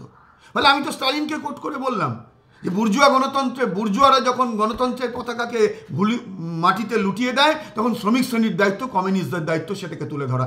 আজকে ভারতবর্ষ বা পশ্চিমবাংলায় আমরা এই রাজনীতিতে নেই যে এখনই আজ বাদে কাল এখানে সমাজ পরিবর্তনের লড়াইয়ে আছি। আজকে পশ্চিমবাংলায় আপনি তো খেয়াল করে দেখতে পাচ্ছেন যে গত 10-12 বছরে তৃণমূল কংগ্রেসের সরকারের, ধরুন জ্যোতি বসুর সরকার, বুদ্ধদেব ভট্টাচার্যের সরকার, আমি নামে মুখ্যমন্ত্রীদের চালু কথা বললাম, বামফ্রন্টের সরকার, সেই সময়ও আরএসএস ছিল, কিন্তু তারা বাড়তে পারেনি, বিজেপি বাড়তে পারেনি। আপনি দেখুন তৃণমূল কংগ্রেসের সময়, বামফ্রন্টের সময় একাধবার বিজেপির 1-2 বিধানসভায় এসছে, 1-2 পার্লামেন্টে গেছে, তাও ভারতবর্ষের সর্বভারতীয় পরিপ্রেক্ষিতে। আজকে পশ্চিমবাংলার গোটা বিধানসভাটা আরএসএস এবং বিজেপি আর তৃণমূল কংগ্রেস ভাগ করে নিয়েছে। তাহলে আজকে পশ্চিমবাংলার 11 সালে যেখানে আমরা ছেড়ে এসেছি, সেটা ছিল বাম গণতান্ত্রিক, বাদ দিন বাম, একটা গণতান্ত্রিক ধর্মনিরপেক্ষ একটা পশ্চিমবাংলা ছিল। আর আজকে পশ্চিমবাংলার যে আমরা পলিটিক্যাল ইকোসিস্টেমে এসেছি, আজকে পশ্চিমবাংলায় সাম্প্রদায়িক বিভাজন বিদ্বেষের একটা ইকোসিস্টেম আছে। তাহলে এখন আমাদের পশ্চিমবাংলায় আমাদের মূল যে রাজনৈতিক নীতি, মতাদর্শ, সেইটার সাপেক্ষেই আজকে পশ্চিমবাংলায় কমিউনিস্টদের আমাদের মূল লড়াইটাই হলো যে পশ্চিমবাংলার গণতান্ত্রিক ধর্মনিরপেক্ষ পলিটিক্যাল ইকোসিস্টেম বা পরিমণ্ডলকে ফিরিয়ে আনা, রেস্টোর করা। গণতান্ত্রিক ধর্মনিরপেক্ষ পরিমণ্ডল যদি ফিরিয়ে আনতে পারি, তাহলেই রিবিল্ড লেফট, রেজারেকশন লেফট, এই প্রসঙ্গ আসবে। ফলে এখানে আপনি যে বলছেন না যে কি বলে একটা নীতির ভিত্তি, একটা মতাদর্শের ভিত্তিতে ঐক্য, আর আপনার কথাটা আমি বুঝেছি। এই যে আপনি বলেন যে ফরওয়ার্ড ব্লক বামপন্থী কি বামপন্থী না, এ বিতর্ক করাটা অনৈতিহাসিক এই জন্য যে বামপন্থা আর কমিউনিস্ট পার্টি দুটোর মধ্যে পার্থক্য আছে। বামপন্থা, কংগ্রেসের মধ্যে লেফট ব্লক ছিল না, তাহলে তো আপনি ইতিহাস থেকে বাদ দিয়ে দিচ্ছেন। সুভাষচন্দ্র বসু যেদিন জাতীয় কংগ্রেসের সভাপতি নির্বাচিত হয়েছিলেন, কংগ্রেসের অভ্যন্তরে দক্ষিণপন্থী ব্লককে হারিয়ে, সেই নির্বাচনে সুভাষচন্দ্র বসুর পক্ষে সেই সময়কার কমিউনিস্টরা, সোশ্যালিস্টরা, বামপন্থীরা, তারা সবাই লড়েছিল। ফলে বামপন্থাটা একটা ব্রডার পার্সপেক্টিভ, সেই কথাই বলি। আর কমিউনিস্টরা অবশ্যই বামপন্থী, কিন্তু বামপন্থীরা মানে কিন্তু না, সেটা বোঝা গেল। ফলে এটাকে আপনাকে পার্থক্যের বুঝতে হবে যে এই মুহূর্তে আমরা কমিউনিস্ট পার্টি, কমিউনিস্টদের আমাদের এই মুহূর্তে ভারতবর্ষ, পশ্চিমবাংলার নেসেসিটিটা কি, নিড অফ দ্য আওয়ারটা কি। আমরা বিপ্লবের প্রক্রিয়ার মধ্যে আছি, কিন্তু এখন আমরা 47 সালে যে ভারত পেয়েছিলাম, 50 সালে যে ভারত পেয়েছিলাম, স্বাধীনতা সংগ্রামের সঙ্গে জাতির কোনো সম্পর্ক নেই। সেই আরএসএস বিজেপি যারা গদ্দারি করেছিল, বিজেপি তখন জন্ম হয়নি, তারা আজকে রাষ্ট্র কাঠামোয় ভারত ভাবনা, idea of India, secularism, democracy, federalism, সামাজিক ন্যায়, সবটাকে ধ্বংস করে দিচ্ছে। ফলে ভারতবর্ষ এবং পশ্চিমবাংলার কমিউনিস্টদের এখন কাজ হলো যে 50 সালের যে ভারত পেয়েছি সেই ভারতকে রেস্টোর করা। তাহলে 2004 সালে যে, সেই জন্যই ব্রডার 2004 সালে যে এক্সপেরিমেন্ট হয়েছিল, যে ফার্স্ট ইউপিএ এলো, নেহেরুর কংগ্রেসকে ধরতে গিয়ে মনমোহন সিংয়ের কংগ্রেসকে ধরা হলো। তো এটা কি এই ব্যাপারটাকে আপনি কি করে দেখেন? আপনি যেটা এতক্ষণ ধরে যে কংগ্রেসের মধ্যে যে একটা প্রগতিশীল অংশ বলবেন, তা মনমোহন সিংয়ের কংগ্রেসে কি সেই ধরনের কোনো প্রগতিশীল কোনো ফ্যাকশন ছিল? আমি আবার বলছি যে আমাদের এই আলোচনার সঙ্গে এই কোয়েশ্চেনটা অনৈতিহাসিক এবং কিছু মনে করবেন না, ডিগ্রির দিক থেকে লো। কেন? এই যে মনমোহন সিং ভারতবর্ষের প্রধানমন্ত্রী হলেন বললেন, ঠিক, ভারতবর্ষের প্রধানমন্ত্রী মনমোহন সিং হয়েছেন কোন সময় হয়েছেন? 2004। 2004 মানে আমরা কেন ইউপিএকে সাপোর্ট দিয়েছি? ইউপিএকে আমরা কেন সাপোর্ট দিয়েছিলাম? আমরা সাপোর্ট দিয়েছিলাম যে 99 থেকে শুরু করে 2004 পর্যন্ত বিজেপির যে গভর্নমেন্ট, বিজেপির নেতৃত্বে এনডিএর যে গভর্নমেন্ট, মোদির মতো অত তো নিরঙ্কুশ গরিষ্ঠতা বাজপেয়ী সাহেবের ছিল না, তাই ওদেরকে কোয়ালিশনই চালিয়েছেন, এনডিএটা রাখতে হয়েছিল। আর মোদি এই 24 সালে ইলেকশনের আগে এনডিএ কথাটা ভুলে গেছিল। প্রথমে বিজেপি হলো, তারপর সেটা মোদিময় হলো। যাক, সেটা ডিফারেন্ট থিং। আমাদের যদি ওই দিকে যাই তাহলে আমাদের আলোচনাটা আমরা শেষ করতে পারবো না, ওটা একটা ইন্টারেস্টিং সাবজেক্ট আছে। তো যাই হোক, তো 2004 সালে যখন এই অটল বিহারী বাজপেয়ীর নেতৃত্বে, বিজেপির নেতৃত্বে এনডিএ গভর্নমেন্টের সুযোগ নিয়ে আমরা দেখেছিলাম যে ভারতবর্ষের বিভিন্ন রাষ্ট্র কাঠামোর বিভিন্ন অলিন্দে আরএসএস তার লোককে পুশ করছে। এটা মনে রাখবেন, ভবিষ্যতে ভারতবর্ষের মাটিতে আরএসএসের প্রতিক্রিয়াশীল মতাদর্শ, আরএসএসের ফ্যাসিবাদী মতাদর্শের সঙ্গে এই কমিউনিস্ট পার্টি, কমিউনিস্টদের লড়াই হবে ভারতবর্ষের মাটিতে। আরও লড়াই সার্ফ হবে। যাক, অন্য জায়গায় আপনি যে কথাটা বলেছিলেন এটা বোধহয় একটু জোশের কথা হয়ে গেল। তো যাই হোক, 2004 আমরা কেন সাপোর্ট দিয়েছিলাম না, 99 থেকে 2004-এর এক্সপিরিয়েন্সে দেখা গেছে অটল বিহারী বাজপেয়ীর সরকারের নেতৃত্বে ভারতবর্ষের রাষ্ট্র কাঠামোয় আরএসএস ঢুকে পড়ছে এবং ভারতবর্ষের ওই যে আজকে যেটা মানে একেবারে মানে মৃত্যুর দিকে ঠেলেছে, তখন তার শুরুয়াত হয়ে গেছিল। গণতন্ত্র, ফেডারেল স্ট্রাকচার, ধর্মনিরপেক্ষতা, ফলে এটাকে আটকাতে হবে, আমরা সাপোর্ট দিয়েছি ইউপিএ 1-কে। তারা বলল যে, এবং আমাদের সাপোর্ট কি নিঃশর্ত সাপোর্ট ছিল না, আমাদের সাপোর্ট কি ছিল, সিএমপি ছিল common minimum programme. Common minimum প্রোগ্রামের প্রথম কথা যেটা আমি এটা বললাম যে সাম্প্রদায়িক শক্তিকে আটকাতে হবে। 2, তার কথা কি, তারপরের কথাটা কি ছিল যে এনডিএ গভর্নমেন্টের সময় বাজপেয়ীর নেতৃত্বে একজন মন্ত্রী ছিলেন, আমি নামটা এই মুহূর্তে ভুলে, অরুণ শৌরি, মিনিস্ট্রি অফ ডিসইনভেস্টমেন্ট। আমরা গাঁয়ের লোকেরা, রাস্তাঘাটের মেঠো লোকেরা আমরা বলতাম বেচারামের দপ্তর। এই প্রথম ভারতবর্ষে একটা সেন্ট্রাল গভর্নমেন্ট জনগণের টাকায়, সরকারি টাকায় মন্ত্রিত্ব দিয়েছিল, মিনিস্ট্রি করেছিল সরকারি সম্পত্তি বিক্রির জন্য। আমরা বলেছিলাম ফার্দার কোনো রাষ্ট্রায়ত্ত প্রতিষ্ঠানকে বিক্রি করা যাবে না। 2 নম্বর আমাদের শর্ত ছিল। 3 নম্বর আমরা কি শর্ত দিয়েছিলাম যে গভর্নমেন্টকে চেষ্টা করতে, আমরা জানি মনমোহন সিংয়ের গভর্নমেন্ট, কংগ্রেসের নেতৃত্বের গভর্নমেন্ট নয়া উদারবাদী অর্থনীতি তারা লাগু করেছে, ফলে তারা সেই নয়া উদারবাদী রাস্তা থেকে যে সরে যাবে এটা আমরা যাবে না এটা জানতাম। তাহলে আমাদের ধারণা কি ছিল যে প্রেশার তৈরি করে লড়াই আন্দোলনের মধ্য দিয়ে, পার্লামেন্টের ভিতরে পার্লামেন্টের বাইরে লড়াই আন্দোলনের মধ্য দিয়ে কতটা চেকস অ্যান্ড ব্যালেন্সের জায়গায় আমরা দাঁড় করতে চাই, এর চেয়ে বেশি কিছু ধারণা ছিল না। আমরা কি বলেছিলাম যে তোমাকে এমন কিছু সিদ্ধান্ত নিতে হবে যেটা ভারতবর্ষের খেটে খাওয়া মানুষের স্বার্থে। এই যে আজকে রেগা নিয়ে পশ্চিমবাংলায় দুর্নীতি, আর যে রেগা প্রকল্পকে মোদী সরকার বন্ধ করে দিয়েছে কার্যত, এই রেগা প্রকল্প ভারতবর্ষের সংবিধানে প্রথম একটা সংশোধনী আইন, যে একটা প্রশ্ন, এমপ্লয়মেন্টের কথাটা ফিনিশ করতে হবে। তো একটা প্রশ্ন, এমপ্লয়মেন্টের কথাটা, ঠিক আছে, আমি ওটা আপনি তো প্রশ্নের আপনার উত্তরটা দাঁড়ালো না। মনমোহনের গভর্নমেন্টকে আপনারা কিভাবে, তার জন্য নয়, একটা ব্যাপার আছে। আজকে যে সোশ্যাল সিকিউরিটি, ইন্স্যুরেন্স, এগুলো যে সবই ইউপি 1-এর বা লেফট ফ্রন্ট যে ইউপি 1-কে দিয়ে এগুলো করিয়েছে, এটা নিয়ে কোথাও কোনো ডিবেট নেই। এমনকি এনডিও পর্যন্ত সেগুলোকে টেনে নিয়ে যাচ্ছে। কাজে there is no point in drawing the টেনে নিয়ে যাচ্ছে ওকে, মানে এগুলোকে ডিস্ট্রয় করছে 100 দিনের কাজ। এই যে কথাগুলো বললেন, যে সাপোর্ট করার যে কারণগুলো বললেন, তাহলে উইথড্র করার কারণ কি ছিল? সেটা সবাই জানে না, আমেরিকার, আপনি তো আমার কথাটা কন্টিনিউ করতে দিলেন না। একটু আপনি আমার কথাটা কন্টিনিউ করতে দিলেন। ওকে, বলুন। এবং তারপরে আমাদের কথাটা এটা ছিল যে বাজপেয়ী গভর্নমেন্ট যেভাবে মার্কিন লবির দিকে গোটা দেশটাকে নিয়ে গেছে, এই জায়গায় আটকাতে হবে। সবাই তো জানে যে পরমাণু চুক্তিকে কেন্দ্র করে সেই সময় যে পরিস্থিতি তৈরি হলো, সেই পরিস্থিতিতে নর্মালি একটা দেশ পরমাণু চুক্তিতে ভারতবর্ষের যে স্বার্থ, সেই স্বার্থকে ক্ষুণ্ণ হবে, ভারতবর্ষের সার্বভৌমিকতার প্রশ্নটা ক্ষুণ্ণ হবে। আমি তো আগেই বললাম যে আমরা কমিউনিস্টরা শুধুমাত্র একটা গভর্নমেন্টের দিকে তাকিয়ে আমরা সরকার চলি না, সে তো বোঝা, আমাদের সমর্থন আমরা যে এবার সেই প্রত্যাহার, সেই সময়কার পরিস্থিতির যে পরিস্থিতি তৈরি হয়েছিল, সেই পরিস্থিতিটা আপনি যে 2004-এ মূল্যায়ন করেন, মানে আমি 2004 বলছি, 2024-এ মূল্যায়ন করেন, সেই জন্য আমি সেটা বলছি না, বারে দুটো কথা বলেছি। 3 বছরের মধ্যে অনৈতিহাসিক হচ্ছে। 3 বছরের মধ্যে কিন্তু আপনার এই যে ডিরেকশনটা পাল্টে গেল, যে কারণে 2004-এর সাপোর্ট, তার মানে 4 বছরের মাথাতে উইথড্র। হ্যাঁ, তাহলে কি তখন কি যে কারণে সাপোর্ট ছিল সেই কারণগুলো কি তখন সলভ হয়ে গিয়েছিল? একটা কারণের সঙ্গে আর একটা কারণকে আপনি বিচ্ছিন্ন করে দেখবেন না। প্রথম কথা আমরা কি বললাম, যে সাম্প্রদায়িক যে শক্তি, সেই সাম্প্রদায়িক শক্তিকে আটকাতে হবে। আমরা বললাম 100 দিন, যা যা সব আছে টাছে আর কি, এটা ওটা রাষ্ট্রায়ত্ত প্রতিষ্ঠান। তাহলে এই যে আসলে মানে আরেকটা কথা চলে আসার বলে আমি যে কথাটা বলতে যাচ্ছিলাম সেটাই আমি বিস্তৃত হয়ে গেলাম।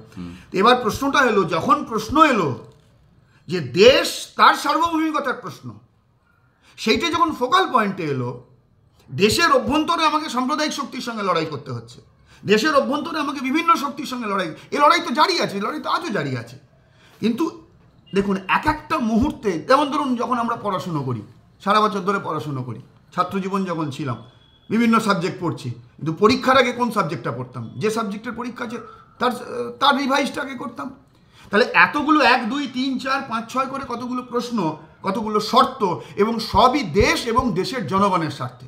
প্রশ্নটা যখন এলো যে দেশের সার্বভৌমিকতা প্রশ্নের মুখে, তখন তো আমার পরীক্ষাটাই থাকবে কিনা এটা যখন প্রশ্নের মুখে এলো, তখন আমাকে কোথায় দাঁড়ানো? এই যুক্তিগুলো কি মানুষের কাছে কি না, আমরা মানুষের কাছে এই যুক্তিকে বোঝাতে পারিনি, আমরা মানুষের কাছে বোঝাতে পারিনি। তো ধরুন আবার যদি এরকম ব্যাপার হয়, ইন্ডিয়া জোটে কি আবার ধরুন কংগ্রেসকে সাপোর্ট দেবে? হাইপোথেটিক্যালি কখনো রাজনীতি চলে না। ইন্ডিয়া জোট তো আছে, রাজনীতি ইন্ডিয়া জোটটা তো হাইপোথেটিক্যাল নয়। না, একদমই না, এবং এটা তো আমরা বলেছি হ্যাঁ, এখানে ইন্ডিয়া জোট আবার ধরুন ক্ষমতায় আসতেই পারে, সেই লক্ষ্যেই তো ওটা করা। তারপর আবার দেখা যাবে যে হঠাৎ মানে যে যার নিজের মতো। ডোন্ট মাইন্ড, আপনার পুরো আলোচনাটাই ইলেকশন কেন্দ্রিক, আর আমি আপনাকে রাজনীতির ওই জায়গা থেকে ক্রমশ রাজনীতির মূল জায়গায় আনতে চাইছি। এইবার যেটা আপনি প্রশ্ন করবেন, কাল যদি দেখা যায় যে ইন্ডিয়া ইয়েতে যাচ্ছে, সরকার তৈরির জায়গায় যাচ্ছে, তো এখনকার পরিস্থিতিতে বিজেপির বাইরে, বিজেপিকে বাদ দিয়ে দিল্লিতে যদি একটা অসাম্প্রদায়িক একটা সরকার তৈরি হয়, প্রকৃত অসাম্প্রদায়িক লোকেরা, আমাদের যে কজন পার্লামেন্টের মেম্বার আছে, আমরা কি সাম্প্রদায়িকতার বিরুদ্ধে যে দাঁড়াবো, এই নিয়ে ভারতবর্ষের কোনো মানুষের মধ্যে কোনো প্রশ্ন আছে নাকি? কোনো প্রশ্ন নেই। তাহলে একটা গভর্নমেন্ট যখন তৈরি হবে, সেই গভর্নমেন্ট কোন কন্ডিশনে তৈরি হচ্ছে, সেই গভর্নমেন্ট কোন কোন কন্ডিশনের জন্য কাজ করছে, সেটাকে জাজ করেই তো পরিস্থিতিতে সিদ্ধান্ত নেয়। ওইটা হলে ওইটা হবে, এটা কখনো রাজনীতির বিষয় না। কারণ রাজনীতিটা হলো একটা অত্যন্ত মানে fast changing organic sector, organic factor, এটা সবসময় মাথার মধ্যে। একটা জিনিস জিজ্ঞাসা করি, যেহেতু সময়টা খুবই ইয়ে হয়ে যাচ্ছে, যে জ্যোতি বসু বলেছিলেন যে 1996 সালে ঐতিহাসিক ভুল হয়েছিল। এখনো কি সত্যি সত্যি মনে হয় না যে সেটা ঐতিহাসিক ভুলই ছিল? আমরা এই প্রশ্ন নিয়ে আর কোনো আলোচনাই করছি না, ইতিহাস অনেক দূরে এগিয়ে গেছে। 1871 প্যারিস কমিউনে 72 দিন শ্রমিকরা ক্ষমতা দখল করে রেখেছিল, 72 দিন পর ভেঙে গেছে।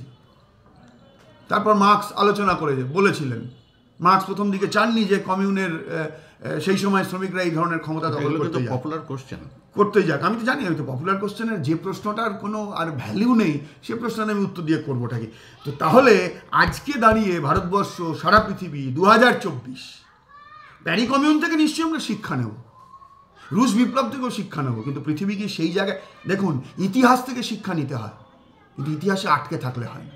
96 সালের এক্সপিরিয়েন্স, জ্যোতিবাবুর মন্তব্য, গোটা কমিউনিস্ট পার্টিতে আলোচনা, তার যা দলিল, সেটা আমাদের কাছে শিক্ষা, ইতিহাসের শিক্ষা।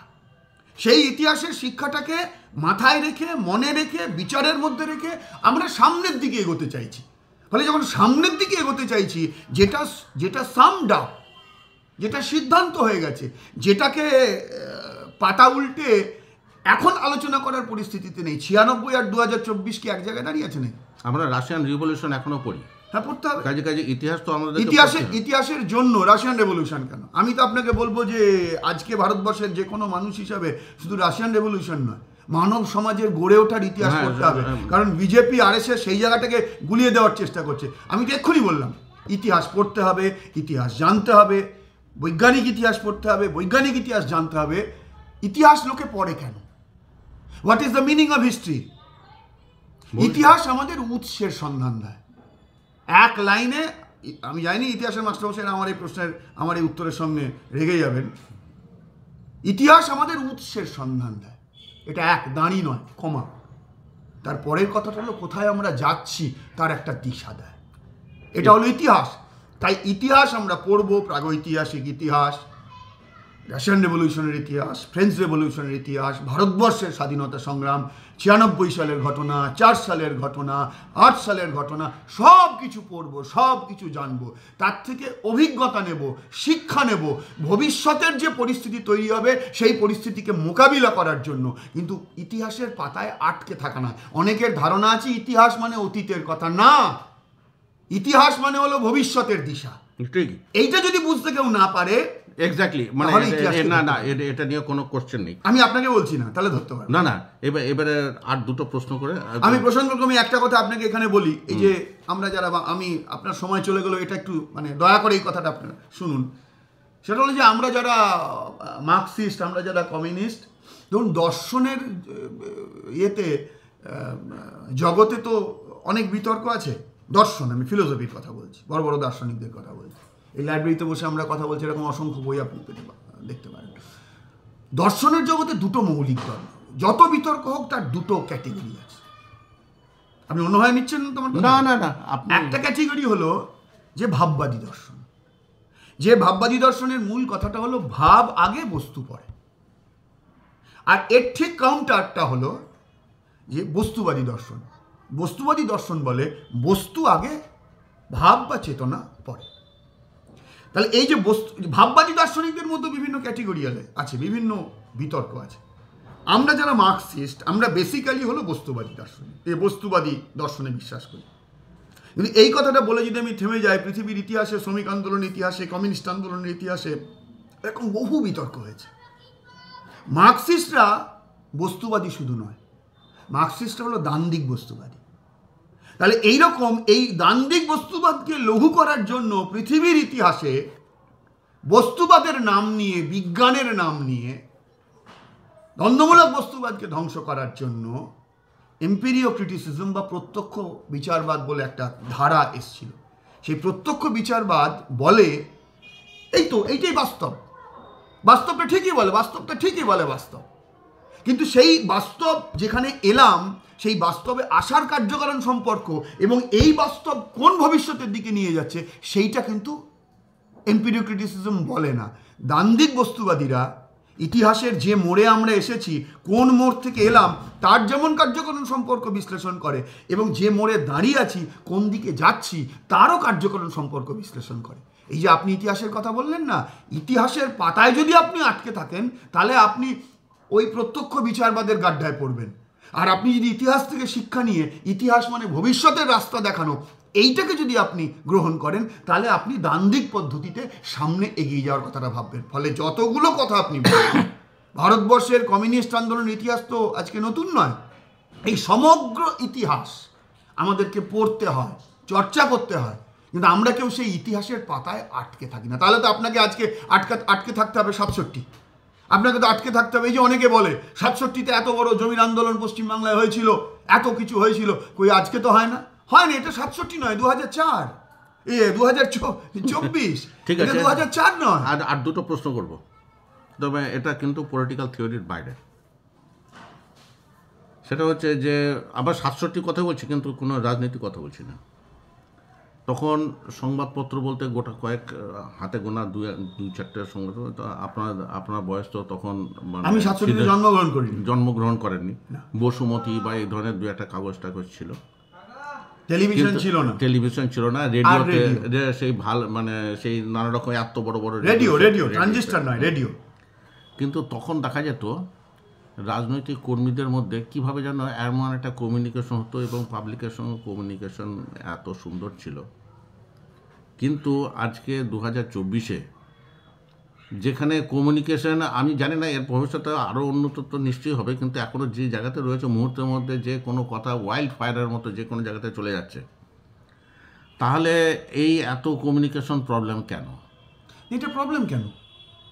এই কারণে বলছি যে না, বলছি এই কারণে বলছি যে আপনি বলছেন যে আমরা বোঝাতে পারছি না, কিন্তু আপনাদের মধ্যে তো বুঝেছি প্রশ্নটা। বলছি এটা কমিউনিকেশন প্রবলেম নয়, আপনি উল্টোভাবে ভাবুন। আপনি তো বললেন ওয়াইল্ড ফায়ারের মতো চলে যায় মুহূর্তের মধ্যে।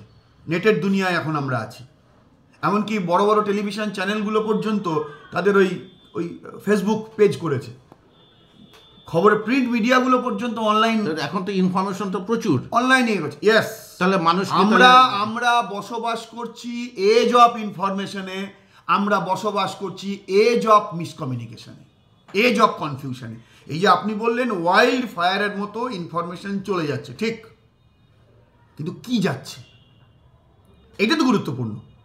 ধরুন পৃথিবীর মিডিয়াই বলুন, ইন্টারনেট বলুন, এর মালিক কারা? ভারতবর্ষের আপনার মতো কজন মানুষ আছেন?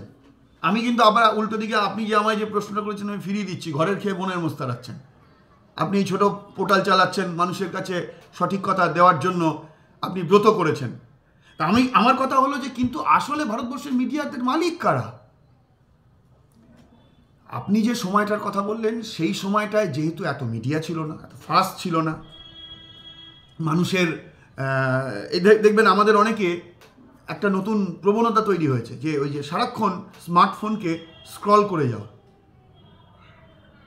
এবং এই যে সোশ্যাল মিডিয়া এবং ইন্টারনেটের এত ব্যাপক বিস্তৃতিতে মানুষের মেন্টাল মেকআপ, মানুষের চিন্তা করার যে পরিসর, সেটা কিন্তু কমে গেছে।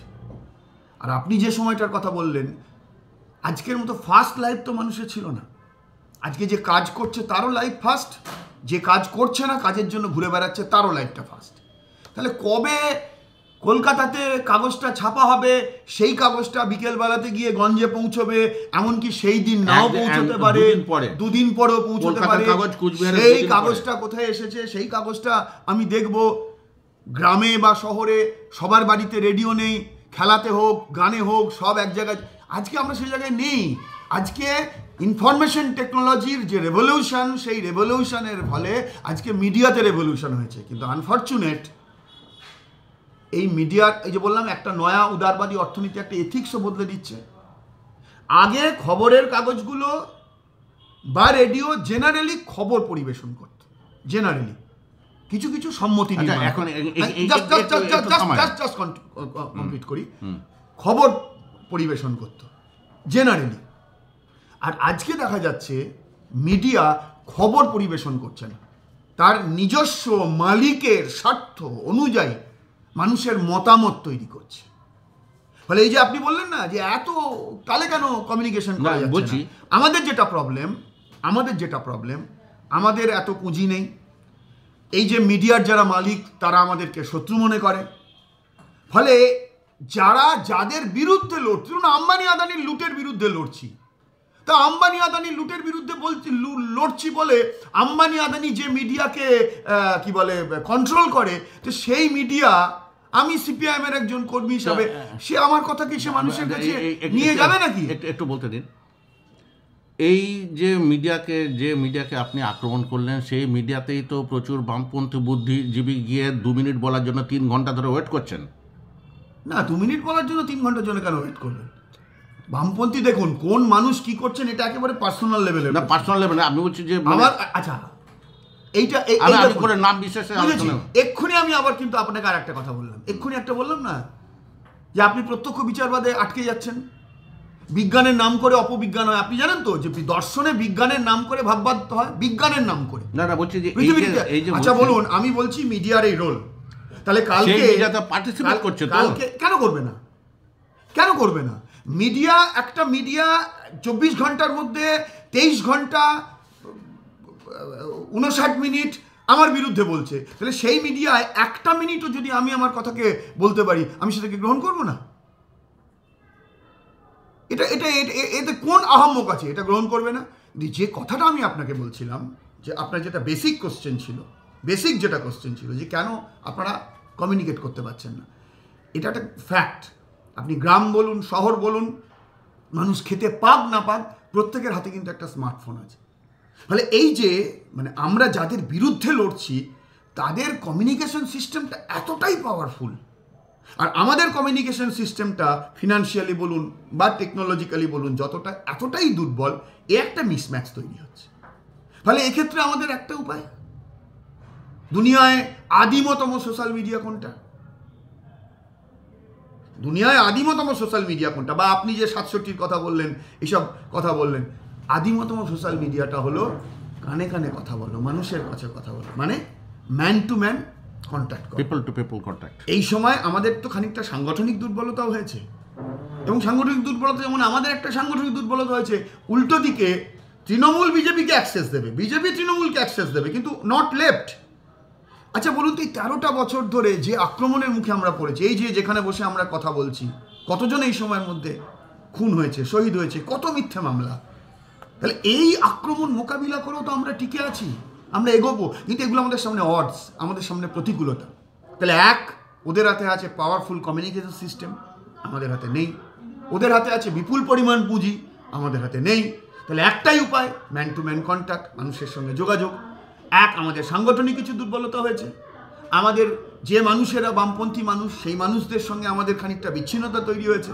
তাহলে এইটাকে কতটা আমরা কাটাতে পারবো তার উপরেই নির্ভর করবে আপনার কথা অনুযায়ী কমিউনিকেশন করবার ক্ষেত্রে আমাদের যে দুর্বলতা, সেইটাকে আমরা অতিক্রম করতে পারবো। আমাদের সামনে এটাই এখন চ্যালেঞ্জ, এটাই এখন টাস্ক। আমার লাস্ট কোশ্চেন, লাস্ট, বিভিন্ন লিস্ট নয় তো, জানি না আবার এগিয়ে যাবে। বিভিন্ন জায়গাতে প্রশ্ন তোলা হয় যে সিপিএম বা সিপিআইএম বা লেফট পার্টিগুলো জেরেন্টোক্রেসিতে ভুগছে, বৃদ্ধতন্ত্র।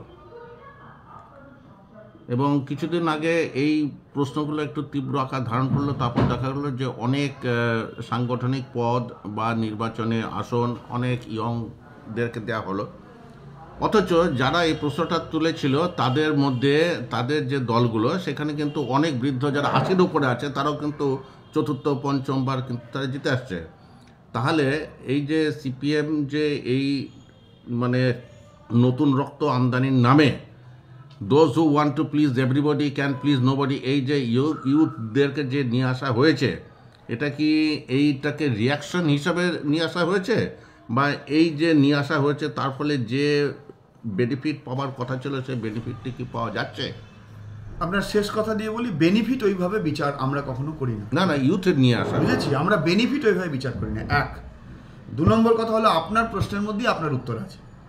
আপনি বলেছেন যারা আমাদেরকে গালি দিত যে আমাদের অর্গানাইজেশনে নতুন মানুষ নেই, সমস্ত পুরনো মানুষেরা, আপনি বলেছেন যে তারাই, তাদের দলগুলোতেই দেখা যাচ্ছে তারাই আছে। আমি আপনাকে বলবো যে কমিউনিস্ট পার্টিতে চিরকালই ভারসাম্যের ভিত্তিতে আমরা চলি। প্রবীণ মানুষেরা থাকবেন, তারা তাদের এক্সপিরিয়েন্স দেবেন। আমাদের মতো যাদের বয়স, আপনি তো আমাকে তরুণ বললেন, আমি জানি না আমি তরুণ কিনা। আমাকে যদি তরুণ বলেন তাহলে আপনার প্রথম প্রশ্নের সঙ্গে তো স্ববিরোধিতা চলে আসে। আমাদের মতো মধ্যবয়স্ক মানুষেরা থাকবেন, আর আরেকটা একেবারেই যারা তরুণ থাকবেন। এই ভারসাম্য নিয়ে আমরা কমিউনিস্ট পার্টি, সিপিআইএম আমরা চিরকালই চলেছি। তা নইলে আপনি আমার এই এখন ইন্টারভিউ করতে আসতেন না। আমি আপনাকে বলছি পশ্চিমবাংলায়, হ্যাঁ এখানে আরেকটা কথা বলেন, এই যে বললেন না যে বয়স্ক মানুষেরা জিতছে অথচ আমাদের তরুণরা কেন জিতছে না। যখন একটার পর একটা নির্বাচন আসে, আমাদের যে ক্যান্ডিডেচার, সেই ক্যান্ডিডেচার সবাই প্রশংসা করে, অন্তত এই সাম্প্রতিক কয়েকটা নির্বাচনে দেখা যায় যে নির্বাচনে আমরা জিততে পারছি না। আমাদের ভোটের পার্সেন্টেজ কখনো বাড়ছে, কখনো কমছে, মোটামুটি আমরা দুর্বল জায়গায় আছি। নির্বাচনে মানুষ না প্রার্থী বয়স্ক না কম, প্রার্থী দেখতে ফিল্ম স্টারের মতো না একেবারেই সুপুরুষ নয় বা সুন্দরী নয়, তার ভিত্তিতে মানুষ ভোট দেয়। ঠিকই, মানুষ ভোট দেয় তার প্রয়োজনীয়তার ভিত্তিতে, তার ইস্যুর ভিত্তিতে। ফলে আপনার প্রথমেই আমি অনুরোধ করব এই প্রশ্নটা ভবিষ্যতে না করাই ভালো, আমাকে না। কারণ এই কথাগুলো হলো মিডিয়ার, মেন স্ট্রিম মিডিয়ার তুলে দেওয়া কথা।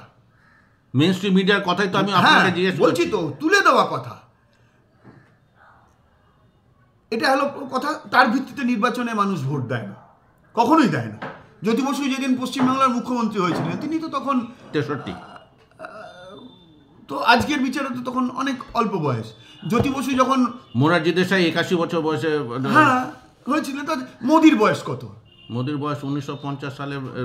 না, আমি আমাদের তরকারি সালতাম, আমি রাজ্যের মুখ্যমন্ত্রীর বয়স কত? অল্প। প্রশ্ন অল্প যখন হয়েছিলেন।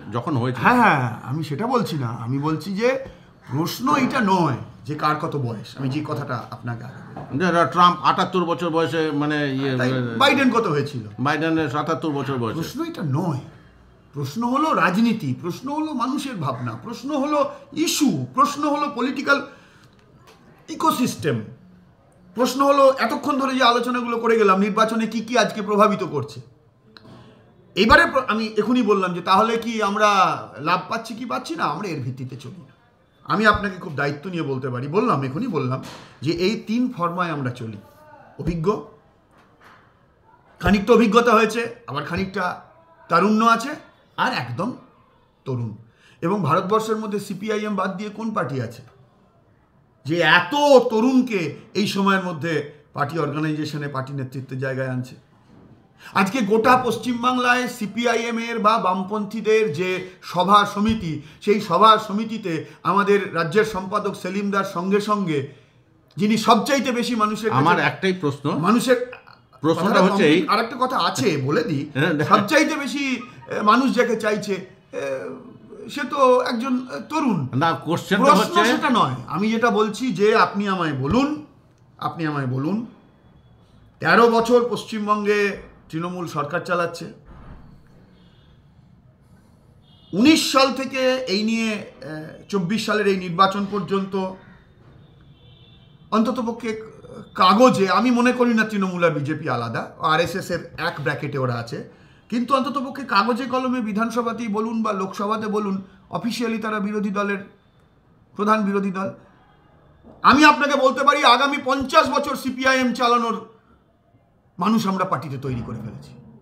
আমি আপনাকে এখনই, আপনার সময় চলে যাবে, 1 2 3 4, শুধু মীনাক্ষী নয়, শুধু ধ্রুব নয়, শুধু কলতান নয়, শুধু প্রতিকূল নয়, শুধু সৃজন নয়, শুধু দীপশিতা নয়, শুধু ঐশী নয়, পশ্চিমবাংলার বিভিন্ন জেলা, বিভিন্ন জায়গায় এরকম অনেক মীনাক্ষী, অনেক ধ্রুব, অনেক সৃজন, অনেক প্রতিকূল, অনেক দীপশিতা, ঐশী, কলতান এগিয়ে আসছে। কোন পার্টি আছে? তৃণমূল তার প্রোফাইল দেখাক, বিজেপি তার প্রোফাইল দেখাক। ফলে কমিউনিস্ট পার্টির কাছে এই যে কথাগুলো না বললাম, এই যে এগুলো তুলে দেওয়া, হ্যাঁ এটা ফ্যাক্ট, যে একটা সময় পার্টি, গভর্নমেন্ট, একটা দীর্ঘদিন ধরে গভর্নমেন্ট চালানোর ফল একই মানুষকে সবাই দেখেছে, ফলে যে মানুষেরা অপেক্ষা করছে বা যে মানুষেরা কাজের জন্য প্রস্তুত হচ্ছে তাদের আসেনি। আর সব থেকে বড় কথা, আজকে ওই যে বললাম না আমরা এজ অফ ইনফরমেশনে আছি, মিডিয়ায় যাদেরকে দেখা যায় মানুষ মনে করে তারাই বোধহয় তাই না। বামপন্থী আন্দোলন মিডিয়া দিয়ে চলে না, বামপন্থী আন্দোলন অবশ্যই মানুষের মধ্যে মিডিয়ার প্রভাব আছে, ফলে সেই মিডিয়াতে আমরা থাকতে চাই, মিডিয়াকে আমরা ব্যবহার করতে চাই, মানুষের কাছে যতটুকু সুযোগ পাই মিডিয়ার মধ্য দিয়ে, বড় হোক ছোট হোক, মানুষের কাছে আমাদের কথা পৌঁছানোর জন্য। কিন্তু আসলে বামপন্থী আন্দোলন ওই যে আপনি করেছিলেন না যে রাজনীতির, আমি বললাম যে পলিটিক্সকে ডিজেনারেট করা হচ্ছে, আসলে সমাজ পরিবর্তনের লড়াই, এবং সেই লড়াইটা হলো শ্রেণী লড়াই। আর শ্রেণী লড়াই মানে হলো কারখানার শ্রমিক, অসংগঠিত শ্রমিক, বস্তিতে বসবাস করে শ্রমিক, কৃষক, ক্ষেতমজুর, দিনমজুর, মধ্যবিত্ত, বেকার যুবক, ছাত্র, সমস্ত মানুষ যারা লুটেরা নয়, যাদেরকে পরিশ্রম করে খেতে হয়, সেই সমস্ত মানুষকে জড়ো করে শ্রেণী লড়াই। বলে সেই শ্রেণী লড়াইয়ের মধ্যে আমরা ছিলাম, আছি, আগামী দিনও থাকবো। এবং এই লড়াইয়ের মধ্য দিয়েই কিন্তু এত আক্রমণের মুখে দাঁড়িয়েও মিডিয়ায় কোট আনকোট আমাদের শক্তি দুর্বল হচ্ছে। অনেকে বলে আপনারা কবে ফিরে আসবেন? আরে আমরা গেলাম কোথায় যে ফিরে আসবো? আমরা সরকারে নেই, তো মানুষ চাইলে সরকারে আসবো। সর্বশক্তিমান তো জনগণ, কিন্তু লড়াইয়ে তো আমরা আছি। আর লড়াই আছি বলেই কিন্তু আমাদের এই জেনারেশন, আমি আপনাকে বলতে পারি যেখানে যেমন আমাদের মাথার উপর বিমানদাও আছেন, আমি আপনাকে 18 বছর বয়সের নেতা, 23 বছর বয়সে জেলা পার্টির নেতা, এটাও আমি আপনাকে অনেক তালিকা দিয়ে দিতে পারব। এটাই আমাদের কাছে আশার দিক। এবং এটা কোনো নতুন নয়, এটা একটা প্রক্রিয়া। সেই প্রক্রিয়া না হলে আমিও আসতাম না, সেই প্রক্রিয়া না হলে মীনাক্ষী মুখার্জিকেও দেখতে পেতেন না, সেই প্রক্রিয়ার মধ্য দিয়ে না হলে বিমানদা কি আসতেন নাকি? তাহলে আজকে এই আলোচনাটা শেষ করার আগে আমি আমার একটা ক্ল্যারিফিকেশন দিয়ে রাখি, যদিও আমার দেওয়ার প্রয়োজন নেই, কিন্তু তবুও বলি, বয়সের যে প্রশ্নটা তুললাম, এই ইস্যুটা কিন্তু খুব পপুলার, ওয়েল ডিসকাসড। পক্ষে বিপক্ষের মধ্যে আমি মতামত দেব না, কারণ আমি আপনার কাছে মতামতটা শুনতে এসেছিলাম এই কারণে যে সমালোচনার মুখে একটা কাজ করা আর নিজে থেকে একটা কাজ করা দুটোর মধ্যে অনেক পার্থক্য হ্যাঁ, আমি এটা খুঁজে একদম নিজে থেকে, এবং এটা অনগোয়িং প্রক্রিয়া এবং ভবিষ্যতে। যাক, এই জায়গাটা ক্লিয়ার করে দিয়েছেন। অতএব এ ব্যাপারে আর দ্বিতীয় কোনো প্রশ্ন নেই। এবং ওই যে আমরা ইতিহাসে বারবার, আপনি ইতিহাসে তাকিয়ে দেখেন তাহলেও দেখতে আচ্ছা। পাবেন এটা একটা প্রক্রিয়া। আর সব থেকে আপনাকে ধন্যবাদ, এতটা সময় দিয়ে যেভাবে ফোর্সফুলি আপনি যে আপনার পয়েন্টগুলো যেটা এস্টাবলিশ করেন। আমার প্রশ্নই থাকবে। আমার প্রশ্ন মানে কিন্তু আমার মনোভাব নয়। প্রশ্ন সেটা তো আমার- স্বাভাবিক, হ্যাঁ। আপনি তো শুরুতেই বলেছেন হ্যাঁ, আমার যে প্রশ্ন সাধারণ মানে- মানুষের কাছে রাস্তায় চলতে গিয়ে আপনি যে যা শুনতে পান সেই কথাগুলো সেই- বলেছেন। আর আপনার মাধ্যমেও সাধারণ মানুষের কাছে যদি আমরা আমাদের কথাটাকে উপস্থিত করতে পারি, সেটা অবশ্যই আমাদের দিক থেকে পাওনা। আপনাকে অশেষ ধন্যবাদ।